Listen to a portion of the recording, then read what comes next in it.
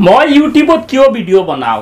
মোৰ অসমীয়া ভাষা শুদ্ধও নহয় প্ৰনাউন্সিয়েশনো শুদ্ধ নহয় মোৰ ভিডিওত ভিউজও নাহে ইয়াৰ পিছতো মই ইউটিউবত কিয় ভিডিও বনাও এই কোৱেশ্চনটো মোক বহুবাৰ সোধা হৈছে আৰু এতিয়া বহুতো বন্ধু বান্ধৱীয়ে মোক খুদে যে আপোনাৰ অসমীয়া ভাষা শুদ্ধ নহয় বা আপোনাৰ ভিডিওত ভিউজও নাহে ইয়াৰ পিছতো আপুনি ইমান কষ্ট কৰি ভিডিও বনায় কিয় বনাই থাকে ভিডিও বিলাক বহুতো বন্ধু বান্ধৱীয়ে মোক কমেন্টত গালি দিয়ে আনকি বাংলাদেশী বুলিও কয় আজিৰ ভিডিওত কথা পাতিম মই কোন মই ইউটিউবত কিয় ভিডিও বনাও অকল পইচাৰ কাৰণে ভিডিও বনাওনে বেলেগ কিবা উদ্দেশ্য আছে যদি মোৰ ইউটিউব জাৰ্নিৰ বিষয়ে জানিব বিচাৰে তেতিয়ালে ভিডিওটো প্ৰথমৰ পৰা শেষলৈ চাব কাৰণ এই ভিডিওটো চালে হয়তো আপুনি মোটিভেশন লাভ কৰিব পাৰে হেল্ল বন্ধু বান্ধৱীসকল মই সালাম চৌধুৰী আৰু অসম প্ৰ ইউটিউব চেনেলৰ আন এটা নতুন ভিডিওলৈ আপোনালোকক স্বাগতম জনাইছো যদি এতিয়া চেনেলটো সাবস্ক্ৰাইব কৰা নাই তেতিয়ালে চেনেলটো সাবস্ক্ৰাইব কৰি দিব আৰু এতিয়াৰ পৰা আপুনি মোক ইনষ্টাগ্ৰাম বা ফেচবুকত ফলো কৰিব পাৰে লিংক ডেসক্ৰিপচনত দিয়া আছে তাৰ পৰা গৈ ফলো কৰক সো দেৰি নকৰি আজিৰ ভিডিওটো আৰম্ভ কৰো মোৰ নাম হৈছে সালাম চৌধুৰী আৰু আগতে মোৰ ঘৰ আছিল নগাঁও জিলাৰ হুজাই মহকুমাৰ ডবকা অঞ্চলত কিন্তু যোৱা 2015 চনৰ 15 আগষ্ট তাৰিখে হুজাই মহকুমাক জিলা বুলি ঘোষণা কৰাৰ লগে লগে মোৰ নতুন ঠিকনা হৈছে হুজাই জিলাৰ ডবকা অঞ্চলত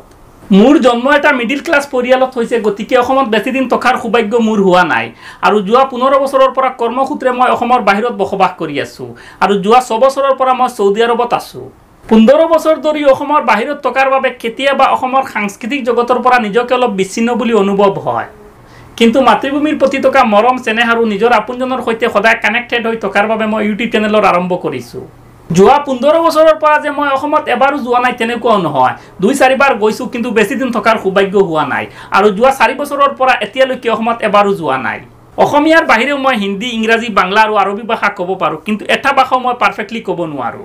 ইমানখিনি আছিল মোৰ পৰিচয় এতিয়া কথা পাতিম ইউটিউবত ভিডিও বনোৱাৰ আইডিয়াটো মোৰ কেতিয়াৰ পৰা আহিল বা মই ইউটিউবত কিয় ভিডিও বনাও মই যোৱা 2012 চনৰ পৰা ইউটিউব এপ্লিকেশন ব্যৱহাৰ কৰি আছো কিন্তু তেতিয়া মই জনা নাছিলো যে ইউটিউবত নিজৰ চেনেল ক্ৰিয়েট কৰি নিজে ভিডিও আপলোড কৰিব পৰা যায় তেতিয়া মই অকল সিনেমা ড্ৰামা কমেডি এইবিলাক চাইছিলো কিন্তু যোৱা 2017 চনৰ জানুৱাৰী মাহত মই এটা নতুন মোবাইল কিনিম বুলি ইউটিউবত মোবাইলটো নাম লিখি সাৰ্চ কৰি দিলো তেতিয়া বহুতো এনেকুৱা ভিডিও ওলাই আহিছে মোবাইল ৰিলেটেড আৰু এইবিলাক সকলো ভিডিও আমাৰ দেশৰ ক্ৰিয়েটৰ সকলে আপলোড কৰিছে এই ভিডিও বিলাক চোৱাৰ পিছত অলপ ভাল লাগিল ভিডিও বিলাক চালু ভালদৰে চোৱাৰ পিছত মোৰো এনেকুৱা অনুভৱ হল যে মই এনেকুৱা ধৰণৰ ভিডিও আপলোড কৰিব পাৰো আৰু এনেকুৱা চিন্তা কৰি প্ৰায় 10 মাহ যোৱাৰ পিছত অৱশেষত 2017 চনৰ অক্টোবৰ মাহত মোৰ চেনেলত মই প্ৰথম ভিডিও আপলোড কৰিলো আৰু তেতিয়াৰ পৰা আজিলৈকে মই ভিডিও আপলোড কৰিয়েই আছো কিন্তু যদি আপুনি মোৰ চেনেলৰ এবাউটত গৈ মোৰ জয়নিং ডেটটো চাই তেতিয়ালে 2013 চনৰ নৱেম্বৰ মাহৰ 23 তাৰিখ দেখুৱাব কিদিনা কিন্তু মই ইউটিউব চেনেল ক্ৰিয়েট কৰা নাছিলো কিদিনা মই জিমেইল আইডিটো বনাইছিলো আৰু সেই হিচাপ মতে তাৰিখটো দেখুৱাই আছে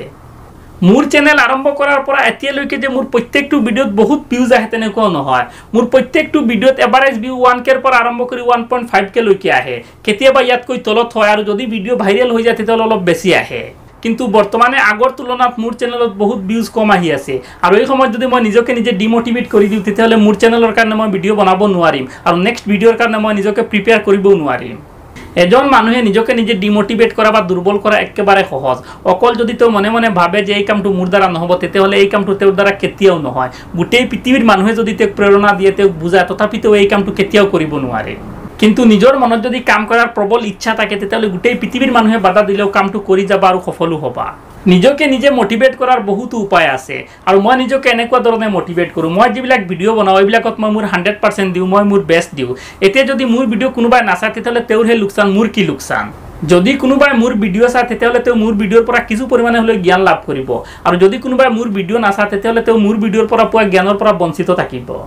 জীৱনত সফল হ'বলৈ যে বহুত পৰিশ্ৰম কৰিব লাগে বহুত কষ্ট কৰিব লাগে তেনেকুৱাও নহয় এটা সাধাৰণ কাম কৰি এজন মানুহ জীৱনত সফল হ'ব পাৰে আৰু তাৰ উদাহৰণ আমি যোৱা ভ্যালেন্টাইন ডেট পাইছো অকল এটা চকু টিপ মাৰি এজনী ছোৱালীয়ে গোটেই বিশ্বত আলোড়নৰ সৃষ্টি কৰিছিল অৰু আদা লাভ নামৰ এখন মালায়ালম সিনেমাৰ এটা 15 সেকেন্ডৰ ক্লিপ য'ত প্ৰিয়া প্ৰকাশ ৱাৰিয়ৰে এটা চকু টিপ মাৰিছে আৰু এই চকু টিপ মাৰি গোটেই পৃথিৱীতে বিখ্যাত হৈ গৈছে কিন্তু আজিলৈকে অৰু আদা লাভ নামৰ সিনেমাখন ৰিলিজ হোৱা নাই গতিকে যদি এজন ইউটিউবাৰ হোৱা আৰু ভিডিওত ভিউজ নাহে তেতিয়ালে কেতিয়াও ডিমোটিভেট নহবা ভিডিও আপলোড কৰি থাকা হঠাৎ কোনটো ভিডিও ভাইৰেল হ'ব আৰু ৰাতিৰ ভিতৰত ষ্টাৰ বনাই দিব মোৰ ভিডিওত ভিউজ নোহাৰ বহুকেইটা কাৰণ আছে তাৰে প্ৰথম কাৰণটো হৈছে মই অসমীয়া ভালদৰে ক'ব নোৱাৰো মোৰ অসমীয়া প্ৰনাউন্সিয়েশন ইমান ঠিক নহয় বা মই হয়তো ভালদৰে মানুহক বুজাব নোৱাৰো যাৰ কাৰণে মানুহে মোৰ ভিডিও চাব নিবিচাৰে মোৰ ইউটিউব চেনেলত ভিউজ আহক বা নাহক মই ইয়াক লৈ ইমান চিন্তিত নহয় কাৰণ ইউটিউবৰ পইচাৰে মোৰ পৰিয়াল নচলে মোৰ ইউটিউব চেনেল খোলাৰ মূল উদ্দেশ্য হৈছে মই সমাজৰ মানুহৰ লগত সদায় কমিউনিকেটেড হৈ থাকিব বিচাৰো তেওঁলোকৰ লগত সদায় সংযোগত থাকিব বিচাৰো যাতে তেওঁলোকে মোক পাহৰি নাযায় যদি মই পইচাৰ কাৰণে ইউটিউবত ভিডিঅ' আপলোড কৰিলোঁ হয় তেতিয়াহ'লে কেতিয়াবাই মই ইউটিউবত ভিডিঅ' বনোৱা বন্ধ কৰি দিলোঁ হয়, কাৰণ ইউটিউবৰ পৰা মই পৰ্যাপ্ত পৰিমাণে টকা পোৱা নাই। ভিডিঅ'ৰ শেষত সকলোকে এটা কথা ক'ব বিচাৰোঁ, জীৱনত কেতিয়াও হাৰ নামানিব আৰু কেতিয়াও নিজকে ডিমোটিভেট নকৰিব। সকলো কাম সম্ভৱ, অকল আমি চেষ্টা কৰিব লাগে। আজিৰ ভিডিঅ'ত ইমানখিনি আছিল। যদি ভিডিঅ'টো চাই আপোনাৰ ভাল লাগে তেতিয়াহ'লে লাইক কৰিব, যদি মোক কিবা ক'ব বিচাৰে বা কিবা পৰামৰ্শ দিব বিচাৰে তেতিয়াহ'লে কমেণ্ট কৰিব। যদি এতিয়াও চেনেলটো ছাবস্ক্ৰাইব কৰা নাই তেতিয়াহ'লে চেনেলটো ছাবস্ক্ৰাইব কৰি দিব। ভিডিঅ'টো চোৱাৰ বাবে ধন্যবাদ। আপুনি হাঁহি থাকক, ধেমালি কৰি থাকক, কাৰণ জীৱনটো অকল দুদিনীয়া, আৰু কৈ থাকক জয় আই অসম।